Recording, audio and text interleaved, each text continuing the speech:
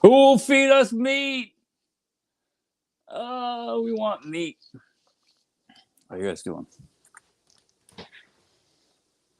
This is another one of those insights I had like weeks ago, but just didn't feel right doing it when I had it because it wasn't garlic time yet. I mean, it's kind of technically not really still garlic time.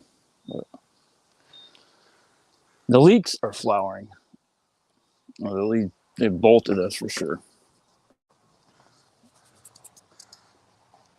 I was hoping that they would grow this year, but I just threw them out like I don't know, probably a couple thousand seeds from this. There was just too many heads of garlic seed or leek seed last year. I didn't know what to do with them, so I just threw them out in the compost pile and in a pot, and like almost all of them sprouted. And they they went through a frost enough to stimulate them bolting pretty early in the year. Hoping at least some of them would be able to grow, but it doesn't look like any of them are gonna make it. So I learned one there. Not to don't start them. Don't start them in the fall if it's gonna freeze where you're at, because they'll. The same thing happened to the carrots this year. They I planted them in end of January or something, and they're all starting to bolt pretty much. At least the first ones that I planted. A bunch of those didn't come up, so I had to plant new ones. But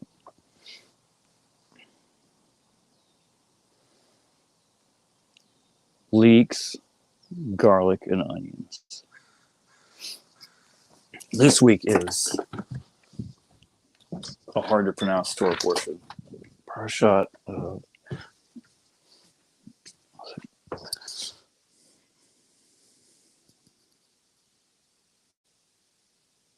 Beheloteka or Behelot. There's about 4 or 5, 10 different ways to spell it. So, the book of Numbers, chapters 8 through most of 12. So let's read 12, 16. But this is chapter 11.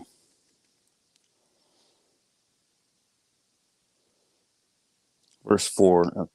The rebel that was among them cultivated a craving, and the children of Israel also wept once more and said, "Who will feed us meat? We remember the fish that we ate freely in Egypt, the cucumbers, melons, leeks, onions, and garlic, but now our life is parched. There is nothing. We have nothing to anticipate but the manna."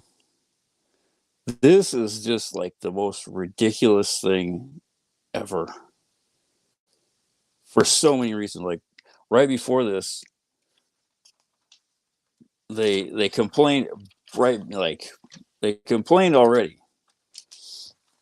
The Arab Rav, the mixed multitude, and I used to think it was just the Egyptians, but it's not. It's like all there was more than just Jewish slaves in Egypt. It was like slaves from all different nations, and a bunch of them, like the bunch of Egyptian sorcerers, left with the Jews during the Exodus. They were the ones who wanted to like build a golden calf and take control of it because they knew how to basically summon demons and do some weird stuff, and masters of Avodah. But all the rest were calls them the rabble. Verse Book of Numbers, chapter 11, verse 4. The rabble, Hasafsuf. I wouldn't know how to pronounce that if it wasn't didn't watch the lecture this week. Stumped Rabbi 167, I think. That's in the description. You should watch that. Stumped Rabbi 133 is also really good for this week specifically because it goes over the Torah portion. But before they complain about the meat and fish and leeks and cucumbers and garlic. Right before that, the people complained, and God like torched them. In the beginning of chapter 11, verse 1, the people took to seeking complaints. It was evil in the ears of Hashem, and Hashem heard, and his wrath flared, and a fire of Hashem burned against them, and it consumed at the edge of the camp. The people cried out to Moses. Moses prayed to Hashem, and the fire died down. He named that place Terabah, for the fire of Hashem that burned against them. One of the commentaries says the edge of the camp was all the leaders because they didn't rebuke the people for being whiny complainers. So God torched them first because it's the leaders' responsibility to rebuke the people.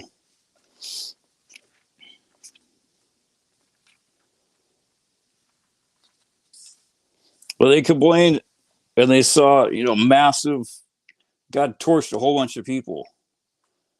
And then pretty much right after that, then they still are just like, who will feed us meat? Like what in the heck?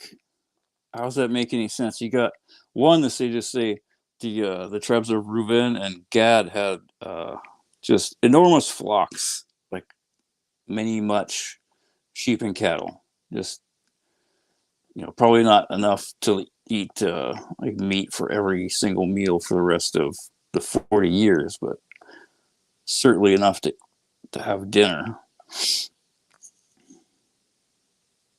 But some of the commentaries say they weren't really craving like food at all. It's just how the Torah alludes. Torah is like very modest.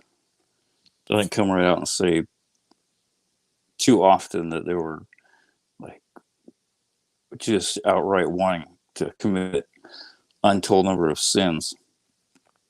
The other commentaries say, we remember the fish that we ate in Egypt free of charge. It's like, what? You guys were slaves. They wouldn't even give you straw.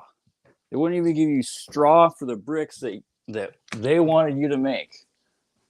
They wouldn't even give you straw, but they gave you fish. Give me a break. Something's going on. Rashi says, it's not that they wanted, it's not that the fish was free. It's that it didn't come with when they were slaves in Egypt, they weren't encumbered by God's commandments. They didn't have to perform mitzvot and keep the Torah. And all the Arab Rab new converts thought it was going to be really cool. They're going to leave and, Jews won. Let's get out of here. They didn't realize it was going to be, leaving slavery of Egypt for spiritual slavery to God. Not like it's any kind of choice whatsoever. But that's one of the reasons why there's a tradition not to accept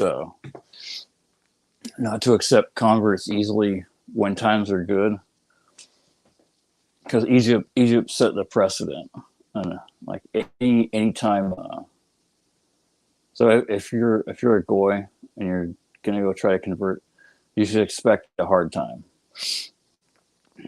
And if you don't get a hard time, at least some kind of pushback and challenge, like either from the Bet Din and the rabbi that's guiding you and teaching you, or or just God himself giving you all kinds of flack. There's something wrong. You're not doing something right. Because it's got to be tough. I mean, the Jews put up with hell for 3,334 years. It's not going to be easy just walking right in. And if it is, there's something not right. It's not real. But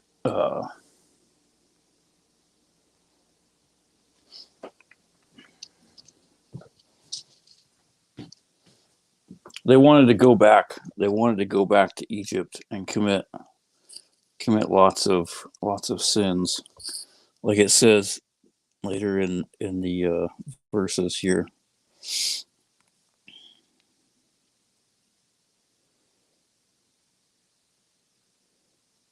It's after the part where it describes how awesome the manna bread was. I mean, they were getting food from God every single morning. Robert Irwin says, from the commentary from the sages, that the manna bread was like a measuring stick of how righteous a person was. They would get the righteous would get like Moses and Aaron and all the Kohanim and all the all the other people who were doing what they were supposed to do. Their earning their sustenance was a piece of cake. They would open the door of their tent and, oh, what do you know? There's my manna. I didn't even have to grind it or bake it or anything. It's just in a nice little loaf right there. And the kind of 50-50 people, like most, well, at least used to be most people. Now it's kind of sliding towards like not so many. But the 50-50 people, they would just have to go like a little ways down the street and or strolling out like in their backyard, kind of pick up some seeds and grind it into flour and then bake some bread. But the wicked people, their manna was nowhere to be found. Like, it's nowhere close by. It wasn't outside the door of their tent. It wasn't in their backyard. It was like out where the snakes and the scorpions, basically. And they had to go strolling.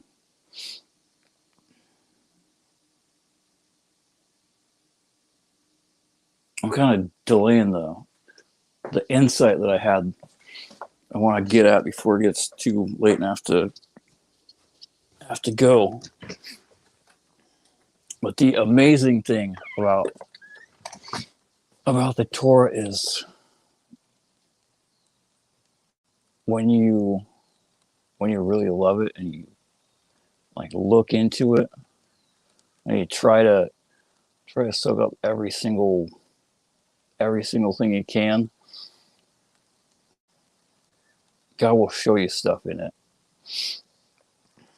Like he showed me a few weeks ago when I had this insight, is that the garlic is like the leeks, onions, and garlic are just getting ripe or ready to harvest in most of the world.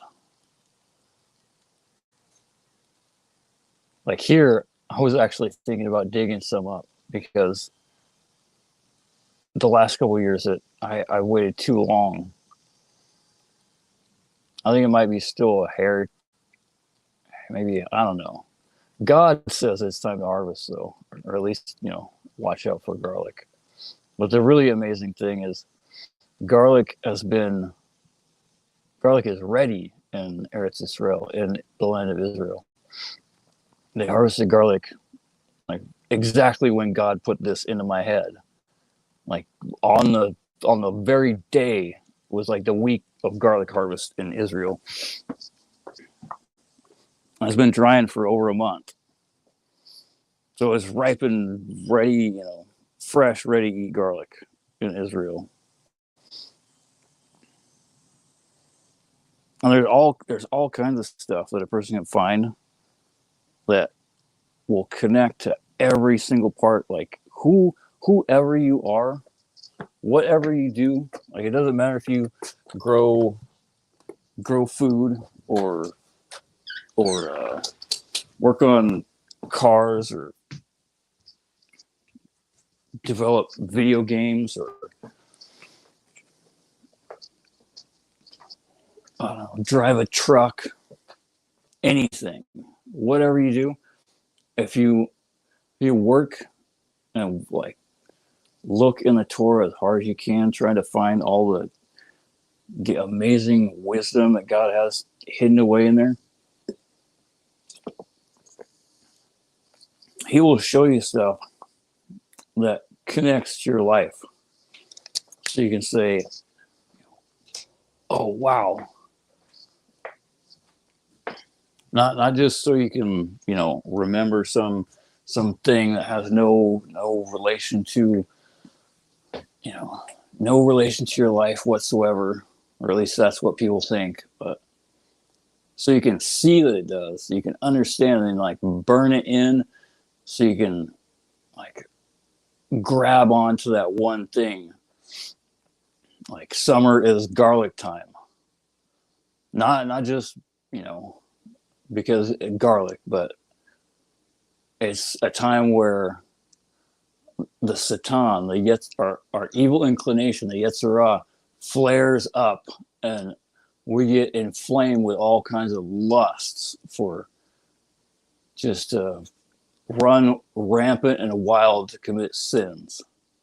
And God says, look and watch out, because you're going to get burned.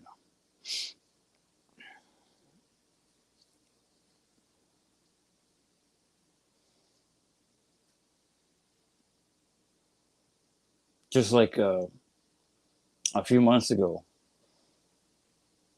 God warns about he gives the laws of not to eat bugs and creepy crawly things and detestable creatures and basically all the laws of kosher in I think it's Leviticus chapter 11 and parched Shmini, before all the bugs come out. It's not warm yet. It's like just starting to become springtime. So the bugs haven't got a foothold yet.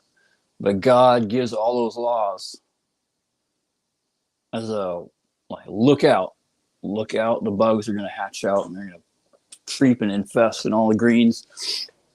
And if you eat them, it's going to screw up your soul and you're not going to be able to connect. You're not, at least a Jew won't be able to connect to God if they eat bugs. A goy can, a non-Jew. It's still not really good for us. Like I've been learning, and hopefully you have as well. If not, head on over to Rabbi Ruben's channel and start watching everything.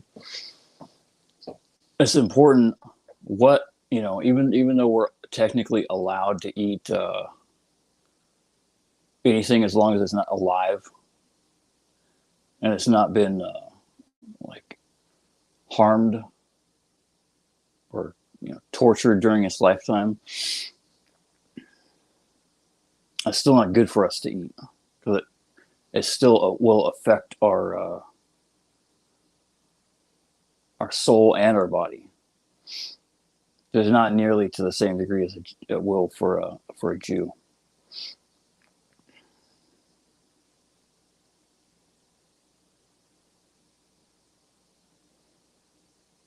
But then after, I think about two weeks, maybe 3 weeks later, after Parashat Shmini and Parashat Kedoshim, in Leviticus 18 through chapters 18 through 20, God reminds again, okay, now it's hot. Now the bugs are out, and you really got to watch out, because if you don't, you're going to eat tens and hundreds and thousands of bugs, and you won't even know it because they're so small.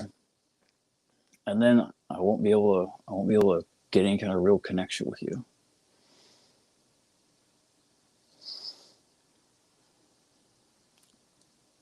Hope you guys are doing well. I gotta get going. Torah is so awesome. There's just nothing else like it whatsoever. The person doesn't see that, they don't know that until they really start looking and reading. So whoever you are, now is a good time to start. Look up what the weekly Torah portion is, if it's past this week and this year or whatever. Jump in and then don't ever stop.